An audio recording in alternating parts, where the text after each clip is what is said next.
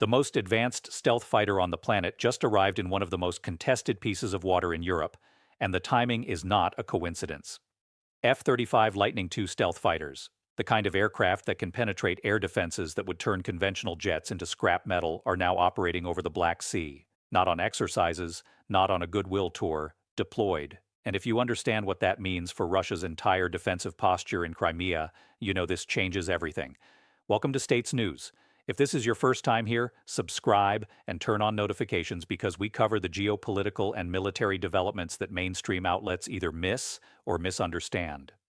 Today, we are talking about why the deployment of F-35s to the Black Sea region represents a fundamental shift in the military balance of power between NATO and Russia in Eastern Europe. I am going to show you exactly why this deployment matters far beyond the arrival of another weapons system. We will cover the specific capabilities that make the F-35 uniquely suited to this theater, the strategic vulnerabilities this creates for Russia's Black Sea fleet and Crimean installations, and the second-order effects on regional alliance structures from the Baltic to the Mediterranean.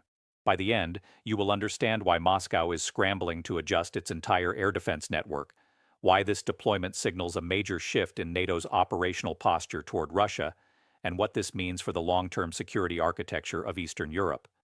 This is not just about stealth fighters. This is about how one weapon system can fundamentally alter the strategic calculations of a nuclear-armed power. To understand why F-35s operating in the Black Sea matter, you need to understand three things: what makes this aircraft different from everything else in the skies, why the Black Sea represents one of the most strategically vital bodies of water on Earth, and what Russia has built in Crimea since its illegal annexation in 2014. Let's start with the aircraft. The F-35 Lightning II is not just another fighter jet with stealth capabilities slapped on. This is a fifth-generation multi-role fighter designed from the ground up around a single principle: information dominance through survivability. The F-35 combines low observable stealth technology with the most advanced sensor fusion system ever deployed on a combat aircraft.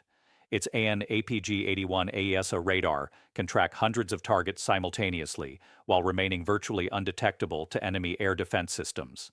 The aircraft's cross-section, the radar signature it presents to enemy systems, is roughly equivalent to a metal marble. For comparison, a conventional fourth-generation fighter like the F-16 presents a radar cross-section roughly the size of a beach ball. That difference is not incremental. It is the difference between being tracked from 200 miles away and being invisible until you are already over the target. But here is what makes the F-35 particularly devastating in a contested environment like the Black Sea. It is not just stealthy. The aircraft functions as a node in a networked battle system. Every F-35 shares real-time data with every other F-35. With ground stations, with naval vessels, with command centers, one F-35 can detect a threat, another can engage it, and a third can provide battle damage assessment without any of them breaking radio silence or revealing their positions. This networked approach transforms air combat from individual duels into coordinated system-of-systems warfare, where Russia's legacy air defenses, even advanced S-400 systems, struggle to maintain situational awareness. Now, the Black Sea. This body of water, roughly the size of California, connects 6 nations: Russia, Ukraine, Romania, Bulgaria, Turkey, and Georgia. Under the 1936 Montreux Convention, Turkey controls access through the Bosphorus and Dardanelles Straits, which means the Black Sea is effectively a semi-enclosed basin, where military balance depends on forces already present or based on its shores. Russia has treated the Black Sea as a strategic buffer zone for centuries. Control of Crimea gives Moscow a year-round warm water port at Sevastopol, naval access to the Mediterranean through the Bosphorus, and a forward staging area for power projection into the Middle East. Since the 2014 annexation, Russia has transformed Crimea into a fortress. The peninsula now hosts S-400 air defense systems with engagement ranges exceeding 250 miles, coastal defense missile batteries including the P-800 Onyx anti-ship system, multiple air bases including Belbek and Saki, electronic warfare complexes, and the headquarters of Russia's Black Sea Fleet. Moscow invested billions turning Crimea into what defense analysts call an anti-access area denial bubble. The strategy is simple: make it so costly for NATO forces to operate in the Black Sea that they stay away. For years, it worked. NATO air patrols kept respectful distance. Naval vessels entered rarely and briefly. Russia owned the operational initiative. That calculation just changed. The F-35's arrival in theater means NATO now possesses the capability to operate inside that anti-access bubble with acceptable risk, and Moscow knows it. Let me show you exactly how this deployment alters the tactical picture. The United States has positioned F-35As at Mihail Kogălnicianu Air Base in Romania, approximately 130 miles from the Crimean coast. This is not a temporary detachment. According to official statements from U.S. air forces in Europe, this represents a rotational presence that will maintain continuous F-35 availability in theater. Romania also operates F-16s, but the introduction of stealth fighters represents a qualitative leap. From Kogălnicianu, an F-35 can reach Sevastopol in under 15 minutes. More importantly, it can reach Sevastopol without Russian air defenses detecting the approach until the aircraft is already in weapons range. Think about what that means for a moment. Russia has spent years building layered air defenses across Crimea specifically to prevent NATO airstrikes. S-400 systems, S-300 systems, Pantsir point defense systems, overlapping coverage designed to create an impenetrable shield. The F-35's stealth characteristics do not eliminate these systems, but they compress the detection and engagement timeline so severely that the defensive advantage collapses. Here is how it works. A conventional fourth-generation fighter approaching Crimean airspace would be detected by Russian early warning radars at ranges exceeding 150 miles. This gives air defense operators time to alert interceptor aircraft, activate SAM systems, coordinate response, and engage the threat long before it reaches any high-value target. The F-35's reduced radar cross-section means Russian radars might not achieve reliable detection until the aircraft is within 30 to 50 miles, possibly closer depending on aspect angle and electronic warfare conditions. At that range, traveling at subsonic cruise speeds around Mach 09, the F-35 is less than 4 minutes from target. Even if detection occurs, the response timeline is catastrophically compressed. But the tactical implications go deeper. The F-35 carries precision-guided munitions internally to maintain its stealth profile. The aircraft can carry 2 GBU-31 JDAM 2,000-pound bombs and 2 AIM-120 AMRAAM air-to-air missiles in its internal weapons bays. For external carriage when stealth is not required, the F-35 can haul over 22,000 pounds of ordnance. In a penetrating strike scenario against hardened targets in Crimea, the aircraft would operate in stealth configuration, using internally carried precision weapons to hit critical nodes, command and control facilities, air defense radars, ammunition storage sites, the Kerch Bridge linking Crimea to mainland Russia. And here is where the strategic picture shifts from tactical capabilities to genuine geopolitical consequences. Russia's entire Crimean defensive posture is built on the assumption that NATO cannot conduct sustained air operations over the peninsula without prohibitive losses. The S-400 systems are not just air defense. They are a deterrent meant to keep NATO air power at bay. The F-35's presence breaks that deterrent logic. Suddenly, installations Russia considered secure behind air defense coverage are vulnerable to precision strike. This creates a fundamental strategic dilemma for Moscow. Russia can attempt to upgrade air defenses specifically to counter stealth threats, which is expensive, technically challenging, and might not work. Or Russia can accept that the Black Sea is no longer a secure rear area where military assets can operate without fear of NATO interdiction. Neither option is appealing. Let's talk about what Russia is already doing in response, because the reaction tells you everything about how seriously Moscow takes this threat. According to reports from Jane's Defense Weekly, Russia has begun repositioning S-400 battalions within Crimea, shifting them from fixed sites to mobile operations to complicate targeting. The Russian Ministry of Defense has also deployed additional Pantsir S-1 short-range air defense systems, specifically tasked with defending S-400 batteries against precision-guided munitions. This is defensive layering, putting air defenses around air defenses, and it reveals the problem Russia faces. The F-35 forces them to defend everything because they cannot predict what will be targeted.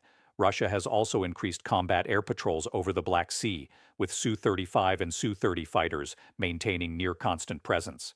These are advanced fourth-generation plus fighters with capable radars and long-range missiles, but they face the same problem as ground-based air defenses. Detecting a stealth aircraft is extraordinarily difficult. Russian pilots would be flying patrols waiting for a threat they likely cannot see until it is too late to intercept effectively. It is a resource-intensive response that ties down aircraft and pilots without solving the fundamental problem. Now, let's examine the second-order effects, because this is where things get genuinely interesting. The F-35 deployment does not just threaten Russian military assets. It changes the strategic calculations of every nation bordering the Black Sea. For Ukraine, this represents potential game-changing support. Ukraine has been requesting F-16 fighters from Western allies, and some are already being delivered. But F-35s in NATO service operating from Romanian bases provide capabilities Ukraine cannot field independently. If Russia launches cruise missiles from ships in the Black Sea targeting Ukrainian cities, F-35s can threaten those launch platforms. If Russia stages bombers at Crimean air bases for strikes against Ukrainian infrastructure, those air bases become vulnerable to NATO precision strike. This does not mean NATO will conduct such strikes, but the capability creates deterrence that did not previously exist. For Romania and Bulgaria, both NATO members with Black Sea coastlines, the F-35 deployment enhances collective defense in concrete ways. These nations have spent years concerned about Russian military dominance in the Black Sea. Naval exercises where Russian ships operate freely, air patrols where Russian fighters probe their airspace, the psychological and strategic impact of overwhelming Russian local superiority. F-35s shift that balance.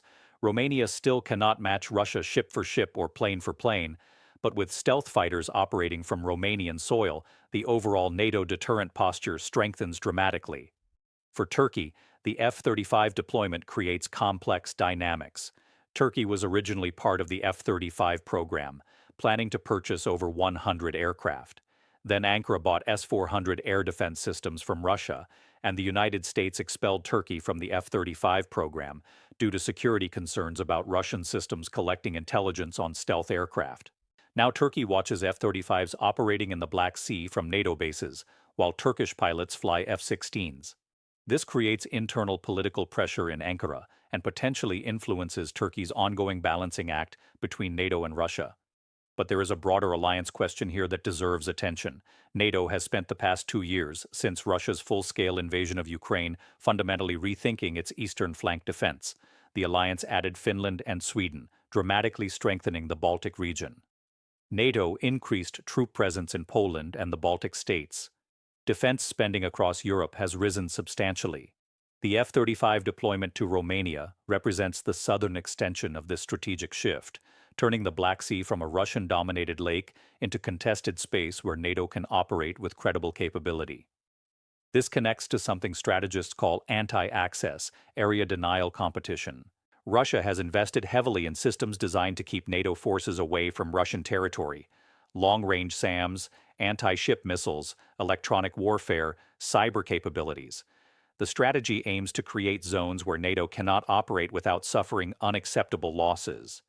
NATO's response is to develop capabilities that can penetrate or neutralize these systems. The F-35 is purpose-built for exactly this mission. Its deployment to the Black Sea represents a direct counter to Russia's A2AD strategy. Now here is where we need to step back and acknowledge some complications and limitations, because any honest analysis requires examining what this deployment does not do and what uncertainties remain. First, F-35s in Romania do not give NATO the ability to conduct large-scale air campaigns over Russia without significant risk. Stealth technology reduces detection range, but it does not make aircraft invisible. Russian air defenses can still detect stealth aircraft under certain conditions, particularly if the aircraft uses radar actively or carries external weapons. In a full-scale conflict, even F-35s would face losses penetrating Russian airspace. The deployment creates credible capability for limited strikes against high-value targets, not air supremacy over the entire Black Sea region. Second, the operational tempo and number of aircraft matter significantly. Reports suggest the U.S. has deployed a squadron-sized element, approximately 12 to 24 aircraft, on rotation. This is enough to maintain persistent capability, but not enough to saturate Russian defenses in high-intensity conflict.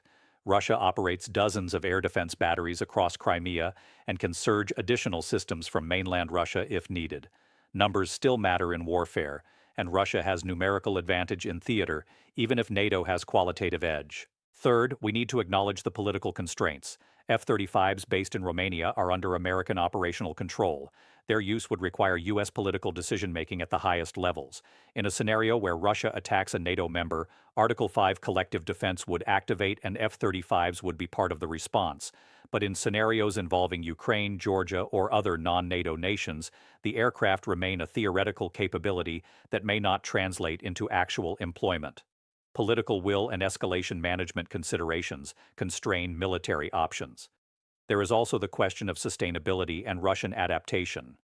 Air defense technology continues to evolve. Russia is developing radar systems specifically designed to detect stealth aircraft using different frequencies and detection methods. The NEBO-M radar system reportedly uses VHF band frequencies that may be more effective against stealth aircraft than traditional X-band radars. Whether these systems can provide tracking quality data sufficient for weapons engagement remains uncertain, but Russia is actively working to counter the stealth advantage. The F-35's technological edge today may narrow over time. Additionally, the deployment creates its own escalation dynamics. Russia has already demonstrated willingness to use aggressive tactics in the Black Sea, including the 2020 incident where a Russian fighter conducted an unsafe intercept of a U.S. Navy P-8 Poseidon surveillance aircraft. With F-35s now operating in theater, the potential for miscalculation or accidental confrontation increases. A Russian fighter aggressively maneuvering near an F-35, an air defense system tracking a stealth aircraft and making engagement decisions. These are scenarios where mistakes can escalate rapidly. So what does all this mean looking forward? The F-35 deployment to the Black Sea represents a marker in the ongoing military competition between NATO and Russia in Eastern Europe. It does not resolve that competition, but it shifts the balance in ways that will influence strategic decisions for years to come. For Russia, this deployment reinforces the strategic failure that Crimea's annexation has become. Moscow seized the peninsula expecting to create an impregnable bastion securing its Black Sea position. Instead, Crimea has become a vulnerable fixed position that ties down defensive resources and creates escalation risks. The F-35's arrival makes this vulnerability acute. Every S-400 battery in Crimea must now account for threats it might not detect until they are already in weapons range. Every high-value installation must consider its vulnerability to precision strike. Russia cannot abandon Crimea without catastrophic political consequences for the Putin regime, but defending it becomes progressively more expensive and complex. For NATO, the deployment represents a vindication of long-term investment in advanced capability.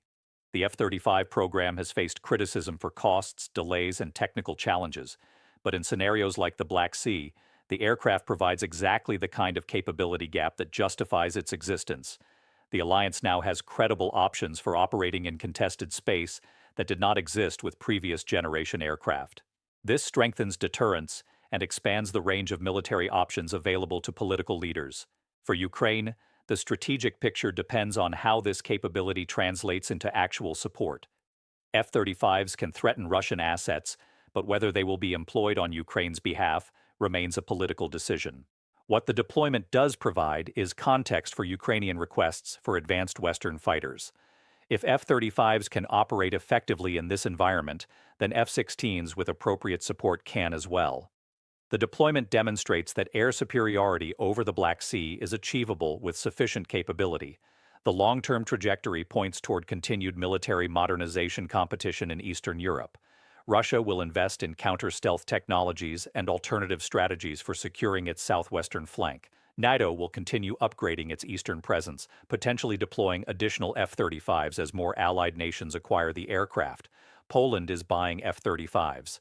Romania might pursue acquisition. The Black Sea could see multiple NATO nations operating stealth fighters within the next 5 years, fundamentally altering the regional military balance. Watch for several indicators of how this deployment affects Russian strategy. First, any movement of high-value assets out of Crimea, particularly components of the Black Sea Fleet or advanced air defense systems, would signal that Moscow considers these assets too vulnerable to keep in theater. Second, changes in Russian bomber operations and cruise missile employment patterns, particularly any reduction in attacks launched from Black Sea positions, would indicate that deterrent effects are working. Third, diplomatic signals from Moscow about arms control, airspace management, or incidents at sea could reveal how Russia seeks to manage risks created by F-35 presence. This is the kind of analysis you get here at States News. We do not just report what happened. We explain why it matters, what it means for the strategic balance, and what to watch for next. If you found this valuable, subscribe and turn on notifications so you do not miss our next deep dive into the geopolitical and military developments shaping our world. The Black Sea just became a different kind of contested space, and understanding that shift means understanding how power really works in the 21st century.